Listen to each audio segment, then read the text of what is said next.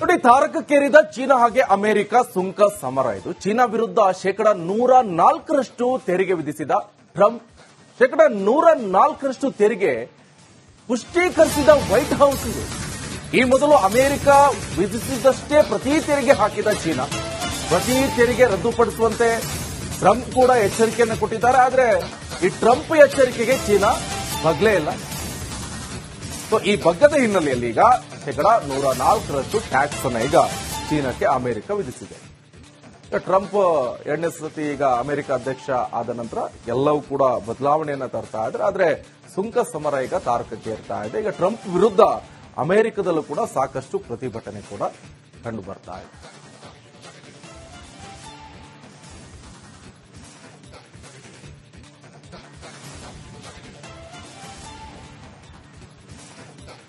ನೋಡಿ, ತಾರಕಕ್ಕೇರಿದ ಚೀನಾ ಹಾಗೆ ಅಮೆರಿಕ ಸುಂಕ ಸಮರ. ಇದು ಚೀನಾ ವಿರುದ್ಧ ಶೇಕಡ 104ರಷ್ಟು ತೆರಿಗೆ ವಿಧಿಸಿದ ಟ್ರಂಪ್ ಶೇಕಡ 104ರಷ್ಟು ತೆರಿಗೆ ಪುಷ್ಟೀಕರಿಸಿದ ವೈಟ್ ಹೌಸ್. ಇದು ಈ ಮೊದಲು ಅಮೆರಿಕ ವಿಧಿಸಿದಷ್ಟೇ ಪ್ರತಿ ತೆರಿಗೆ ಹಾಕಿದ ಚೀನಾ ಪ್ರತಿ ತೆರಿಗೆ ರದ್ದುಪಡಿಸುವಂತೆ ಟ್ರಂಪ್ ಕೂಡ ಎಚ್ಚರಿಕೆಯನ್ನು ಕೊಟ್ಟಿದ್ದಾರೆ. ಆದರೆ ಈ ಟ್ರಂಪ್ ಎಚ್ಚರಿಕೆಗೆ ಚೀನಾ ಬಗ್ಲೇ ಇಲ್ಲ.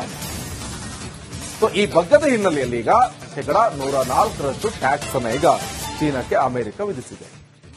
ಟ್ರಂಪ್ ಎರಡನೇ ಸತಿ ಈಗ ಅಮೆರಿಕ ಅಧ್ಯಕ್ಷ ಆದ ನಂತರ ಎಲ್ಲವೂ ಕೂಡ ಬದಲಾವಣೆಯನ್ನ ತರ್ತಾ ಇದ್ದಾರೆ. ಆದ್ರೆ ಸುಂಕ ಸಮರ ಈಗ ತಾರಕಕ್ಕೆ ಏರ್ತಾ ಇದೆ. ಈಗ ಟ್ರಂಪ್ ವಿರುದ್ಧ ಅಮೆರಿಕದಲ್ಲೂ ಕೂಡ ಸಾಕಷ್ಟು ಪ್ರತಿಭಟನೆ ಕೂಡ ಕಂಡು ಬರ್ತಾ ಇದೆ.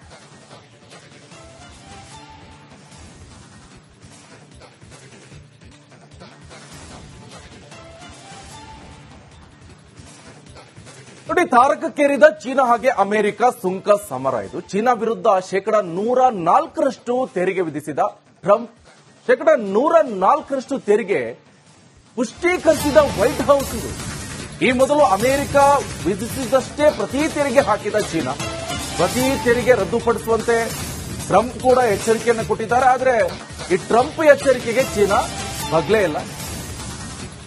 ಈ ಬಗ್ಗದ ಹಿನ್ನೆಲೆಯಲ್ಲಿ ಈಗ ಶೇಕಡ 104ರಷ್ಟು ಟ್ಯಾಕ್ಸ್ ಅನ್ನು ಈಗ ಚೀನಾಕ್ಕೆ ಅಮೆರಿಕ ವಿಧಿಸಿದೆ.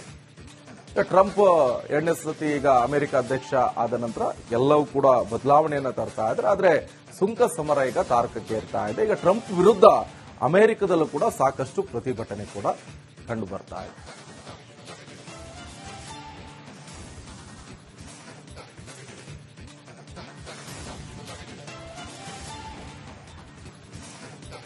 ನೋಡಿ, ತಾರಕಕ್ಕೇರಿದ ಚೀನಾ ಹಾಗೆ ಅಮೆರಿಕ ಸುಂಕ ಸಮರ. ಇದು ಚೀನಾ ವಿರುದ್ಧ ಶೇಕಡ 104ರಷ್ಟು ತೆರಿಗೆ ವಿಧಿಸಿದ ಟ್ರಂಪ್ ಶೇಕಡ 104ರಷ್ಟು ತೆರಿಗೆ ಪುಷ್ಟೀಕರಿಸಿದ ವೈಟ್ ಹೌಸ್. ಇದು ಈ ಮೊದಲು ಅಮೆರಿಕ ವಿಧಿಸಿದಷ್ಟೇ ಪ್ರತಿ ತೆರಿಗೆ ಹಾಕಿದ ಚೀನಾ ಪ್ರತಿ ತೆರಿಗೆ ರದ್ದುಪಡಿಸುವಂತೆ ಟ್ರಂಪ್ ಕೂಡ ಎಚ್ಚರಿಕೆಯನ್ನು ಕೊಟ್ಟಿದ್ದಾರೆ. ಆದರೆ ಈ ಟ್ರಂಪ್ ಎಚ್ಚರಿಕೆಗೆ ಚೀನಾ ಬಗ್ಲೇ ಇಲ್ಲ. ಈ ಬಗ್ಗದ ಹಿನ್ನೆಲೆಯಲ್ಲಿ ಈಗ ಶೇಕಡ 104ರಷ್ಟು ಟ್ಯಾಕ್ಸ್ ಅನ್ನು ಈಗ ಚೀನಾಕ್ಕೆ ಅಮೆರಿಕ ವಿಧಿಸಿದೆ. ಟ್ರಂಪ್ ಎರಡನೇ ಸತಿ ಈಗ ಅಮೆರಿಕ ಅಧ್ಯಕ್ಷ ಆದ ನಂತರ ಎಲ್ಲವೂ ಕೂಡ ಬದಲಾವಣೆಯನ್ನ ತರ್ತಾ ಇದ್ದಾರೆ. ಆದ್ರೆ ಸುಂಕ ಸಮರ ಈಗ ತಾರಕಕ್ಕೆ ಏರ್ತಾ ಇದೆ. ಈಗ ಟ್ರಂಪ್ ವಿರುದ್ಧ ಅಮೆರಿಕದಲ್ಲೂ ಕೂಡ ಸಾಕಷ್ಟು ಪ್ರತಿಭಟನೆ ಕೂಡ ಕಂಡು ಬರ್ತಾ ಇದೆ.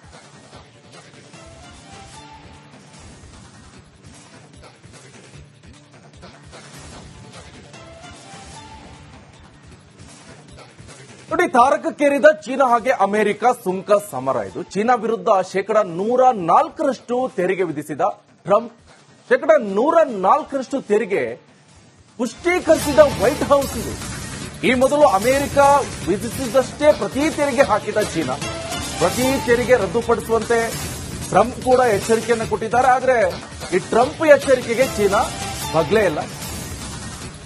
ಈ ಬಗ್ಗದ ಹಿನ್ನೆಲೆಯಲ್ಲಿ ಈಗ ಶೇಕಡ 104ರಷ್ಟು ಟ್ಯಾಕ್ಸ್ ಅನ್ನು ಈಗ ಚೀನಾಕ್ಕೆ ಅಮೆರಿಕ ವಿಧಿಸಿದೆ. ಟ್ರಂಪ್ ಎರಡನೇ ಸತಿ ಈಗ ಅಮೆರಿಕ ಅಧ್ಯಕ್ಷ ಆದ ನಂತರ ಎಲ್ಲವೂ ಕೂಡ ಬದಲಾವಣೆಯನ್ನ ತರ್ತಾ ಇದ್ದಾರೆ. ಆದ್ರೆ ಸುಂಕ ಸಮರ ಈಗ ತಾರಕಕ್ಕೆ ಏರ್ತಾ ಇದೆ. ಈಗ ಟ್ರಂಪ್ ವಿರುದ್ಧ ಅಮೆರಿಕದಲ್ಲೂ ಕೂಡ ಸಾಕಷ್ಟು ಪ್ರತಿಭಟನೆ ಕೂಡ ಕಂಡು ಬರ್ತಾ ಇದೆ.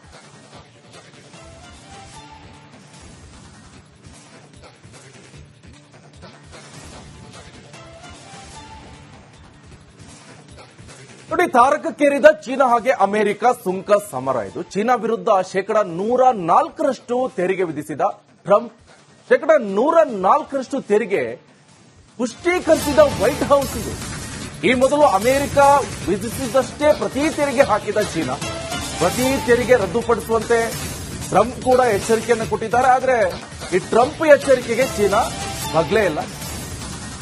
ಸೊ ಈ ಬಗ್ಗದ ಹಿನ್ನೆಲೆಯಲ್ಲಿ ಈಗ 104% ಟ್ಯಾಕ್ಸ್ ಅನ್ನು ಈಗ ಚೀನಾಕ್ಕೆ ಅಮೆರಿಕ ವಿಧಿಸಿದೆ.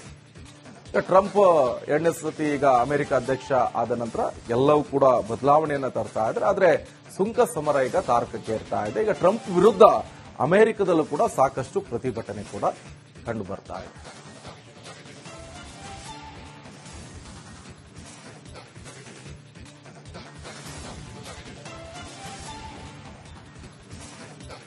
ನೋಡಿ, ತಾರಕಕ್ಕೇರಿದ ಚೀನಾ ಹಾಗೆ ಅಮೆರಿಕ ಸುಂಕ ಸಮರ ಇದು. ಚೀನಾ ವಿರುದ್ಧ 104% ತೆರಿಗೆ ವಿಧಿಸಿದ ಟ್ರಂಪ್ 104% ತೆರಿಗೆ ಪುಷ್ಟೀಕರಿಸಿದ ವೈಟ್ ಹೌಸ್ ಇದು.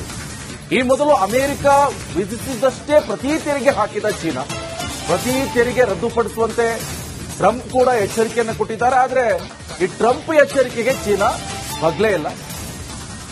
ಸೊ ಈ ಬಗ್ಗದ ಹಿನ್ನೆಲೆಯಲ್ಲಿ ಈಗ 104% ಟ್ಯಾಕ್ಸ್ ಅನ್ನು ಈಗ ಚೀನಾಕ್ಕೆ ಅಮೆರಿಕ ವಿಧಿಸಿದೆ.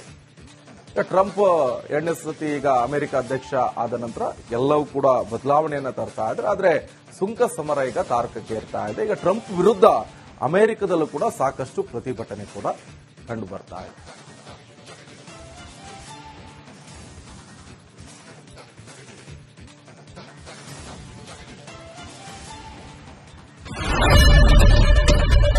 ಏನ್ ಪ್ರಾಬ್ಲಮ್ ಇಲ್ಲ ಏರಿಯಾದಲ್ಲಿ? ಏನ್ ಪ್ರಾಬ್ಲಮ್? ಏನ್ ನಿಮ್ ಪ್ರಾಬ್ಲಮ್? ಏನೆಲ್ಲ ಪ್ರಾಬ್ಲಮ್ ಐತಿಲ್ಲ ಹೇಳಿ.